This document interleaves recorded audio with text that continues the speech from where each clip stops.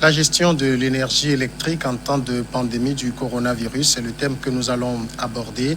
Le secteur de l'énergie au Togo a subi beaucoup de mutations. Plusieurs réformes ont été opérées à ce niveau. Nous allons essayer de faire le point sur cela, mais également voir dans la crise qui est survenue, la crise sanitaire, eh bien, quelles ont été les innovations qui ont été apportées. Nous évoquons ces sujets avec le directeur général des énergies, qui est notre invité, Abbas Aboulaye. Bonsoir, monsieur Aboulaye. Bonsoir, monsieur Ravi. Merci à vous d'être notre invité. Première question, comme ça, pour commencer. On sait que tous les secteurs, d'une manière ou d'une autre, ont été impactés forcément par la pandémie à coronavirus. Au niveau des énergies, de la question des énergies, quel a été le niveau d'impact? Est-ce que vous avez déjà subi l'impact? Si oui, quel a été le niveau? Oui, tout à fait. Nous avons... La pandémie, effectivement, a eu un impact sur le secteur des énergies, et notamment au niveau de la réalisation des projets. Oui. Vous savez, depuis quelques années, 2 ou 3 ans, au niveau du secteur des énergies, nous avons lancé des grands projets, notamment la construction des centrales de production d'électricité à partir du gaz naturel et la centrale des énergies renouvelables. Oui. Donc, tous ces projets-là ont eu un impact naturellement, puisque avec la fermeture des frontières et la restriction de la circulation au niveau interne, donc nous avons eu presque l'ensemble de ceux qui ont en charge la réalisation de ces projets, l'ensemble de ces entreprises-là nous ont saisis pour évoquer le cas de force majeure. Et donc, ça a entraîné que nous revoyons le programme de réalisation de ces projets. Et donc, c'est l'impact qui est suffisamment significatif. La plupart des projets, de manière générale, vont accuser un retard de 3 mois, voilà, dû à cet impact-là. Voilà. Également, au niveau de l'extension du réseau, nous avons un certain nombre de projets, aussi bien à Lomé qu'à l'intérieur, qui ont également subi un impact du fait de cas de force majeure que les entreprises évoquent. Alors justement, c'est ce qui est consécutif à la crise sanitaire qu'on a connue. Mais avant cela, on sait qu'au niveau du secteur des énergies, il y a beaucoup de réformes qui ont été entreprises. Je vais juste prendre un exemple. On a eu par exemple l'écho de la réduction au moins de 50% des frais de raccordement moyenne tension. Ça concerne le secteur privé. Est-ce que vous pouvez nous en parler? Quel a été son impact justement sur ce secteur? Oui, dans le secteur des énergies, et surtout dans le cadre de Dune Business, nous avons eu depuis 3 à 4 ans entrepris des réformes. Voilà, les réformes que nous avons entreprises sont sur 3 niveaux. Il y a le niveau concernant le coût. Voilà, donc toutes les réformes ont été faites pour baisser le coût d'accès de l'électricité des entreprises sur le réseau.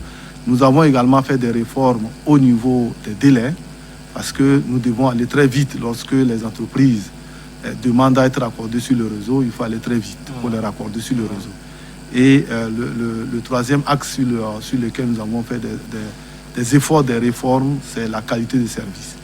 Donc effectivement, au niveau des coûts, nous avons en 2018 pris une décision au niveau du secteur de l'électricité sur l'impulsion du gouvernement, voilà, dans le cadre de l'amélioration du climat des affaires. Nous avons pris une décision au niveau de la CET pour réduire de 30% le coût de raccordement des entreprises sur l'électricité, sur le réseau, voilà, pour bénéficier des services de l'électricité. Ça veut dire quoi concrètement? Ça veut dire que lorsque une entreprise veut raccorder ses installations sur le réseau, quand elle veut s'installer, nous faisons un devis, puisqu'il faut faire une étude, faire un devis. Et lorsque le devis fait 1 million par exemple, l'entreprise ne paye que 700 000. Nous appliquons directement 30% sur le résultat du devis. Voilà. Mais nous avons continué parce que nous avons trouvé qu'il faut encore alléger suffisamment la tâche en termes de coûts. L'objectif, c'est de permettre à ce que beaucoup d'entreprises viennent dans notre pays parce que l'électricité constitue un paramètre dans le coût de leur production. Et donc, nous avons en 2019 pris une nouvelle décision qui va jusqu'à 50% de réduction du coût. Voilà, autrement dit, si on fait un devis à un entrepreneur, il ne paie que la moitié. Voilà, donc c'est substantiel parce que le coût de raccordement des entreprises, c'est quand même un montant élevé. Ça peut aller à 30 millions, 40 millions, voilà, pour raccorder une entreprise. Vous imaginez une entreprise à qui on fait un devis de 30 millions et qui ne paie que la moitié de 15 millions. supporté par la société, voilà, donc supporté par le gouvernement. C'est quand même significatif. Et les enquêtes que nous avons eu à faire, elles nous ont révélé que beaucoup d'entreprises ont apprécié ces mesures. Alors, en dehors de ça, il y a quand même, par exemple, au niveau du raccordement aux bornes postes, par exemple, sans qu'il n'y ait besoin de construction de postes privées pour les demandes qui sont comprises entre 40 kVA et 200 kVA. Est-ce qu'il y a des arguments très forts qui militent en faveur de cela? Et ça aussi, ça a eu des impacts sur le secteur privé? Oui, tout à fait. Toujours dans la perspective, tout le temps, nous sommes en train de réfléchir pour trouver des mécanismes qui vont permettre à ce que lorsqu'une entreprise veut se raccorder, qui débousse moins de sous. Parce que pour la plupart des cas, quand l'entreprise vient, ce n'est pas le secteur de l'électricité qui démarre. Parce que même pour s'installer, pour faire la charpente, pour faire, disons, son installation en termes de local, il faut de l'électricité pour pouvoir le faire. Et donc, quand le devis est abordable, l'entreprise se lance tout de suite. Mais quand le devis n'est pas abordable, c'est là où il rentre à l'intérieur pour voir quel est le tarif, etc., etc. Et souvent, certains sont découragés et peuvent partir. Voilà. Donc, nous continuons par réfléchir pour voir sur quels paramètres nous devons jouer pour faire baisser toujours le coût. Donc, après la réduction des 50%, nous avons également regardé, puisque dans notre base, nous nous sommes rendus compte que les entreprises se raccordent sur le réseau avec une puissance qu'ils demandent qui va entre 40 et 200 kVA. Voilà. Donc, nous avons étudié, et pour une demande comme celle-là, dans la réalisation des ouvrages, nous avons ce que nous appelons le réseau moyenne tension. Parce qu'à ce niveau de tension, à cette puissance demandée, on ne peut pas le raccorder directement sur nos installations électriques basse tension. Parce que la demande est très forte. Voilà. Donc, ça risque de perturber le réseau. Donc, nous lui faisons un réseau moyenne tension, une extension du réseau moyenne tension. Nous lui mettons un poste de transformation et nous faisons un réseau basse tension juste à l'entrée de son installation. Vous voyez? Et donc, ça fait quand même un coût important. Voilà. En moyenne, pour les puissances entre 40 et 200 kVA, les devis vont jusqu'à 16 millions. Donc, quand nous avons regardé, et surtout que ces derniers temps, nous avons eu à faire un certain nombre de projets qui nous ont permis d'étendre le réseau moyenne tension de la société, voilà, d'installer un certain nombre de postes de transformation. Et en installant ces postes-là, nous avons pris des dispositions pour qu'il y ait suffisamment de marge de puissance. Voilà. Donc, aujourd'hui, quand une entreprise fait la demande, en général, autour de lui, il y a un poste qui est à côté. Voilà, avec une puissance disponible. Et donc, nous le raccordons directement sur ce poste en tirant un réseau basse tension dédié. Ça veut dire que c'est pour lui seulement qu'on tue ce réseau pour le raccorder. Alors, la conséquence, c'est quoi? C'est que l'entreprise qui devait avoir un raccordement sur le réseau, à partir des ouvrages qu'il paye, les ouvrages de réseau moyenne tension, les ouvrages de poste basse tension et les ouvrages de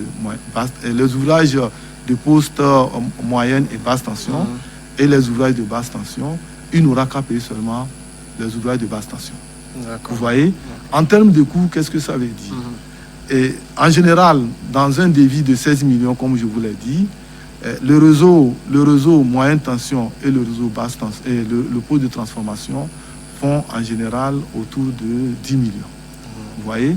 Et donc, ça veut dire qu'il n'aura plus à payer les 10 millions. Il ne payera que le réseau basse tension, sur lequel nous venons appliquer les 50% de réduction.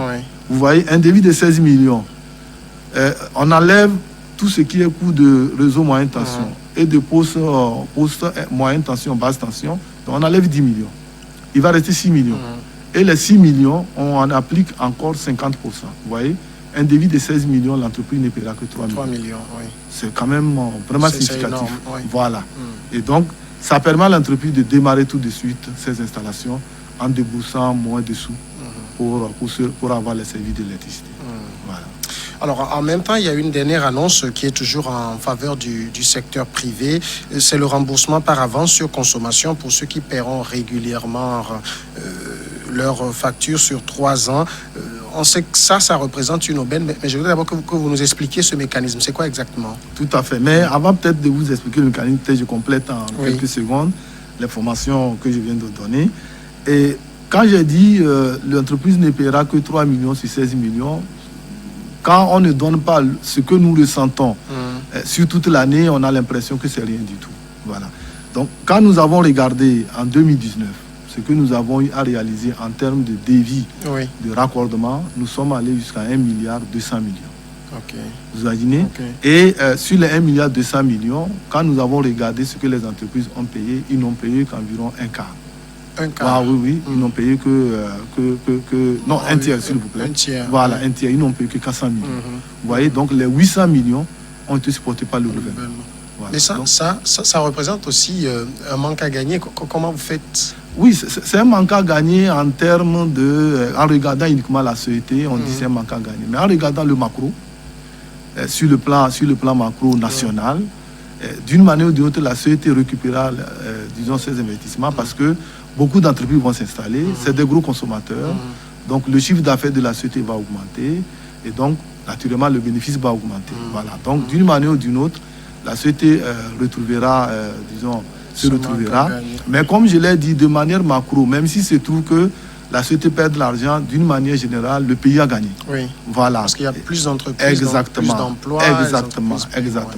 Et donc, pour la plupart des cas, le gouvernement intervient pour ajuster les choses au niveau de la société pour qu'elle puisse continuer ses activités. Tout à fait. Alors, maintenant, par rapport à la question concernant la dématérialisation, cette réforme rentre dans le deuxième volet de nos actions. Puisque j'avais parlé de les actions pour réduire le coût, les actions pour réduire le délai. Voilà. Quand nous avons regardé depuis 2015, 2016 jusqu'à 2017, 2018, nous avons trouvé que quand une entreprise fait une demande, pour qu'elle puisse commencer par avoir les services d'électricité, nous avons pratiquement 2 mois, quelques jours, 66 jours pour être exact. 66 jours. Et donc, nous avons regardé, dans un premier temps, nous avons accéléré l'ensemble des procédures pour permettre de réduire ce délai. Et nous l'avons réduit à 45 jours. Voilà. Donc, mais jusque-là, nous trouvons que c'est insuffisant. 1 mois et demi pour accorder à une entreprise, c'est vraiment pas bien. Donc, nous avons trouvé que la plupart des procédures comportent des étapes qu'on peut éliminer quand on passe à la dématérialisation.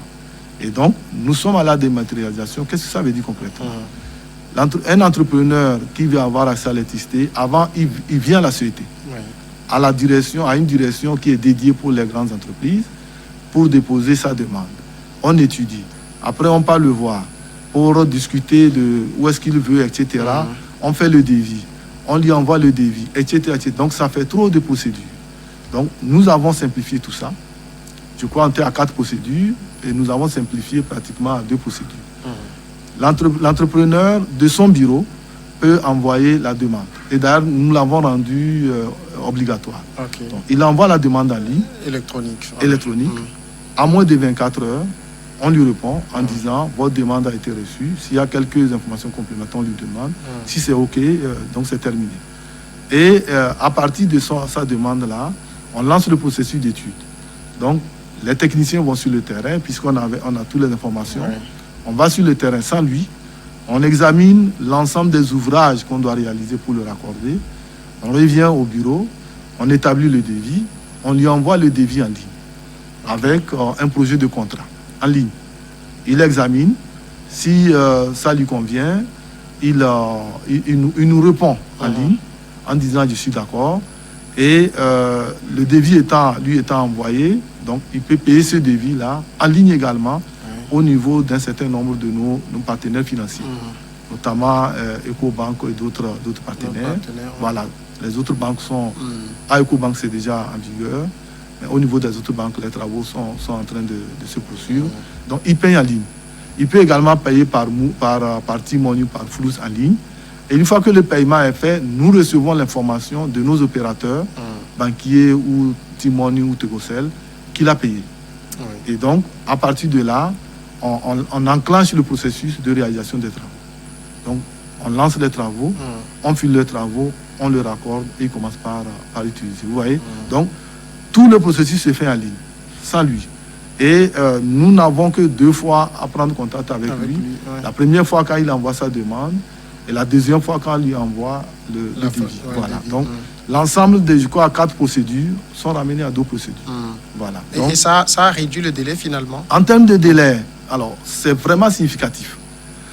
Dans les 66 jours que nous avons l'habitude d'utiliser, nous prenons, je crois, 21 jours, oui, 21 jours, la partie établissement de devis, et nous prenons 45 jours pour réaliser les travaux. C'est ça qui fait 66 jours. Aujourd'hui, avec la dématérialisation, nous avons 2 semaines, oui, nous avons une semaine. Une semaine pour traiter rapidement et lui envoyer le devis. Et nous avons 2 semaines pour réaliser les travaux. Donc, les 106 jours sont ramenés à 21 jours. 21 jours. Voilà, vous voyez, c'est pratiquement, le temps a été divisé par 3. Voilà, et les entreprises ont beaucoup apprécié parce que en un laps de temps, il fait une demande, il paye moins de montant. Et en moins de quelques temps, on lui réalise les travaux. Alors là, c'est vrai que vous l'avez dit, on a réduit les 66 jours à 21 jours, c'est considérable. Mais en même temps, est-ce qu'on peut dire que cette réduction du délai j'allais dire, est-ce que ça n'impacte pas la qualité du travail? Est-ce que le travail est toujours fait avec autant de rigueur? Tout à fait, oui, parce que, comme je l'ai dit, en 21 jours, nous mettons 21 jours pour faire le devis. Oui. Depuis sa demande jusqu'à le devis, nous mettons 21 jours. Ça que nous avons ramené à 7 jours. Vous voyez, à cause de la dématérialisation. Donc, il n'y a plus de va-et-vient, etc. Donc, les 14 jours ont été enlevés. Les 45 jours que nous mettons pour faire les travaux, les dispositions ont été prises au niveau de la société pour qu'on puisse évaluer l'ensemble des matériels nécessaires pour la réalisation des travaux. Donc, disposer en stock les matériels. Voilà. Tout le processus, ceux qui interviennent, nous les avons sensibilisés. Nous avons réduit un certain nombre d'étapes, voilà, à l'intérieur de la réalisation des travaux. Oui. Et donc, tout va vite. Vous voyez, donc, ce n'est pas... À cela s'ajoute, comme je vous l'ai dit, pour la plupart des cas, il n'y a même pas de réseau manutention à faire. Il n'y a pas de pause de transformation à faire. Parce que ça a été fait en avance sur le compte de la société. Vous voyez, donc, il n'y a que le réseau basse tension à faire. Oui. Et en général, à 21 jours, c'est largement suffisant. D'autres, on les réalise à moins de 21 jours. Alors donc, pour vous résumer concrètement, je suis une entreprise installée, je fais une demande à la date d'aujourd'hui, 21 jours après, j'ai mon raccordement. 21 jours, vous avez les services d'électricité. Vous avez votre raccordement pour bénéficier des services d'électricité. Voilà. Vous pouvez faire l'enquête, vous allez constater. Nous-mêmes, moi, je suis le directeur général des énergies. Je ne suis pas directement à la société. Donc, l'un de mes rôles, c'est de s'assurer que tous les acteurs, donc la société fait son boulot, et que ceux qui devaient bénéficier des services d'électricité aient le service de qualité. Voilà, dans les délais convenus. Donc, j'ai fait souvent les petites enquêtes et les entreprises me confirment que, de manière générale, ils ont leur raccordement à moins de 21 jours. Alors, monsieur le directeur, c'est vrai qu'on a beaucoup parlé du secteur privé. On voit il y a des innovations très alléchantes. Mais moi, je voudrais... Est-ce qu'on peut dire quelque chose sur ce qui concerne les particuliers? Est-ce qu'il y a eu des améliorations apportées également pour les raccordements qui concernent les particuliers? Oui, effectivement, notre ambition, c'est de satisfaire l'ensemble des utilisateurs des services de l'électricité. Donc, nous avons mis un focus sur les entreprises parce que eux, ils apportent le plus-value dans le pays, ils apportent la richesse dans le pays. Donc, nous avons mis un focus. Mais nous n'avons pas oublié les autres utilisateurs. Ceux qui utilisent à la maison, ceux qui utilisent pour les petites activités, nous ne les avons pas oubliés. Parce que nous avons entrepris également un certain nombre de travaux pour améliorer la qualité du service. Parce que vous aurez dû constater il y a quelques années, quand on raccorde quelqu'un, il dit j'ai une baisse de tension, je n'ai pas le bon courant, etc., etc. Tout ça est réduit parce qu'il y a eu de gros investissements qui ont été faits pour leur apporter un service de qualité. À côté de cela, avant, pour avoir un branchement, il faut que vous-même vous payiez une extension du réseau. Entre 2 poteaux, en général, de manière courante, on dit 2 poteaux. Disons, on fait une extension d'un poteau. Voilà. Cette extension-là, pour vous faire une extension, nous appelons ça une portée, d'une portée, c'est 40 mètres. Et cette extension d'une portée coûte en moyenne entre 45 et 450 et 500 000. Vous voyez? Donc ça veut dire que si un particulier est ne serait-ce qu'à 100 mètres de là où le réseau s'est arrêté, s'il veut avoir un bon service d'électricité, il lui faut une extension. Et donc, il a une extension au moins de 2 portées. Oui. Donc, de 80 mètres. Ça fait 1 million de poussées. Vous voyez combien de personnes peuvent le faire? Donc, au niveau de la société, le gouvernement a fait entreprendre beaucoup de travaux qui ont permis de faire les extensions. Et ce qui fait que, quand vous faites une demande aujourd'hui, vous ne payez que le coût de branchement. Okay. Et ce coût de branchement également a été réduit. Avant, pour ceux qui ont 10 ampères à la maison, 10 ampères c'est quand même consistant pour prendre un certain nombre d'appareils, ils payent autour de 120 000. Aujourd'hui, à 115 000, ils sont raccordés. Vous voyez, donc ça aussi, c'est des mesures qui ont été prises pour permettre à cette catégorie de consommateurs de pouvoir avoir aussi certains avantages. Ouais. Avec, pour eux également, un gain en termes de délai. Un gain en termes de délai, parce que là aussi, avant, quand vous faites une demande, il faut connaître quelqu'un dans le secteur pour l'appeler. Aujourd'hui, ce n'est pas le cas. Voilà, quand vous faites une demande, dans les 2 semaines, au plus 3 semaines, on vient vous brancher. Voilà, donc en termes de délai aussi, là, il y a des travaux qui ont été, vraiment des réformes qui ont été faites et qui permettent d'aller très vite dans le raccordement de ces particuliers. Alors, on va évoquer aussi un autre aspect qui est important puisqu'on parle de l'énergie, la gestion de l'énergie en période de pandémie.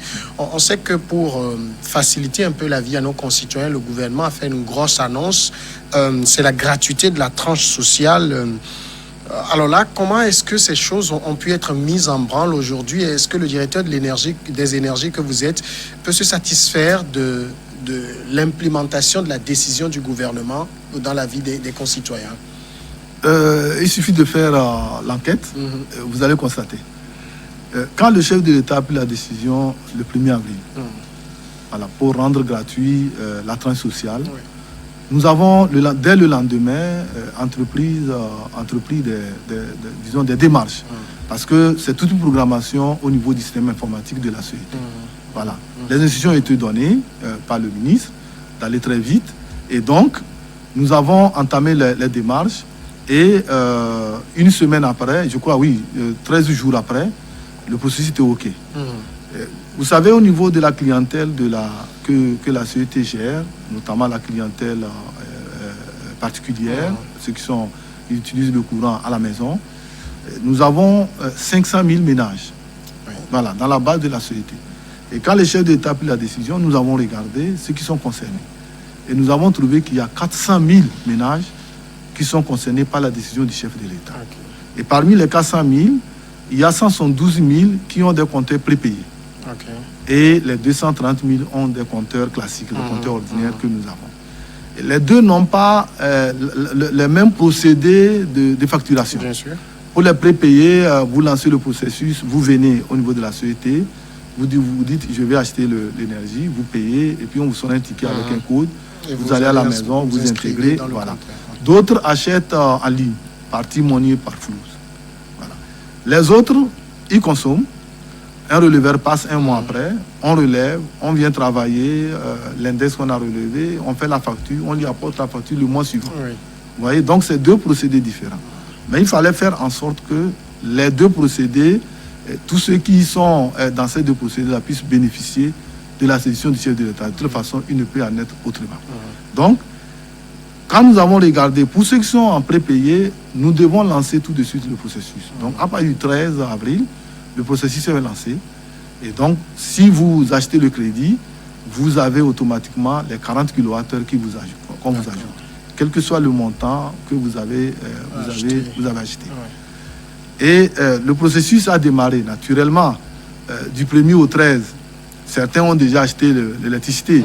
Donc, eux, quand ils ont lancé le processus, la machine ayant vu dans le mois une transaction, considère qu'il a déjà reçu ces 40 kWh et donc refuse de lui donner les 40 kWh. Donc à ceux-là, on a mis un dispositif en place qui les permet d'appeler et ça a été corrigé. Les autres, ils ont eu automatiquement le mois d'avril, le mois de mai.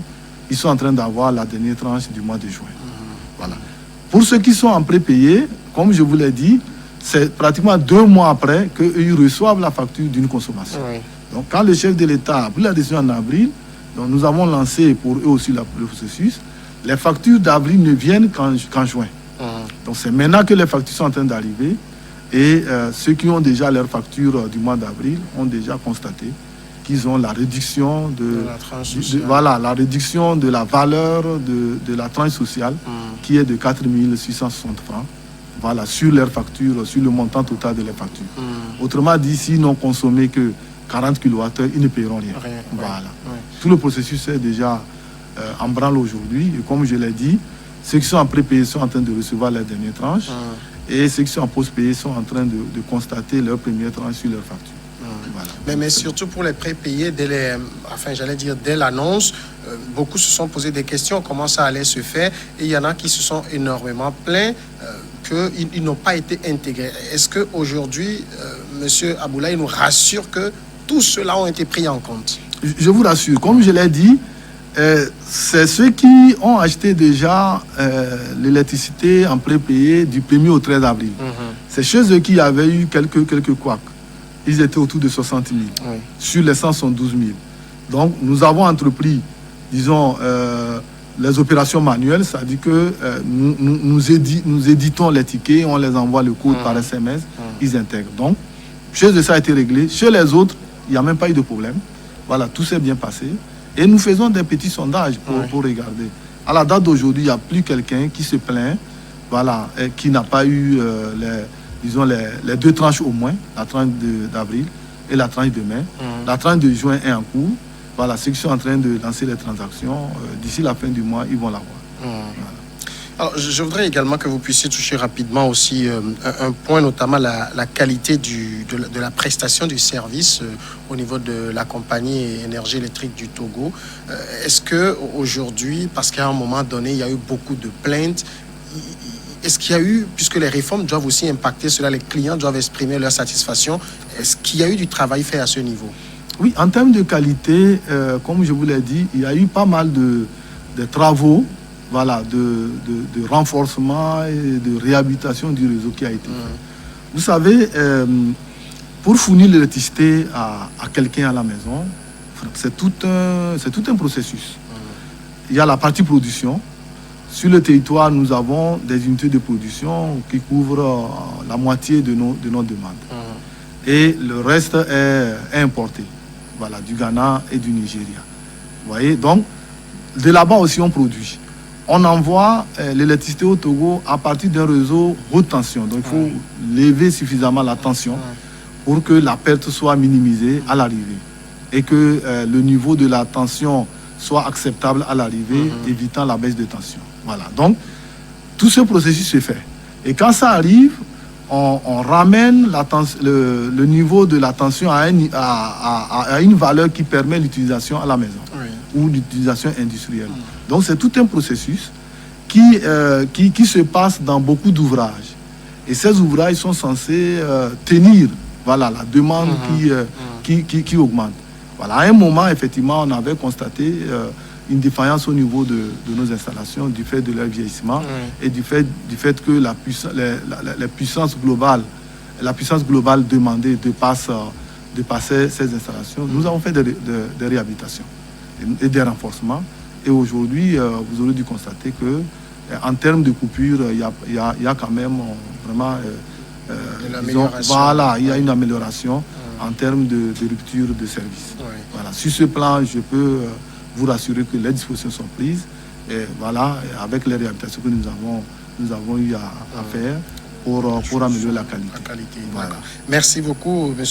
Abbas Aboulaye, d'être passé répondre à nos questions. Merci. Sujet très intéressant. On espère vous avoir à d'autres occasions pour l'aborder plus amplement. Vous êtes le directeur général des énergies.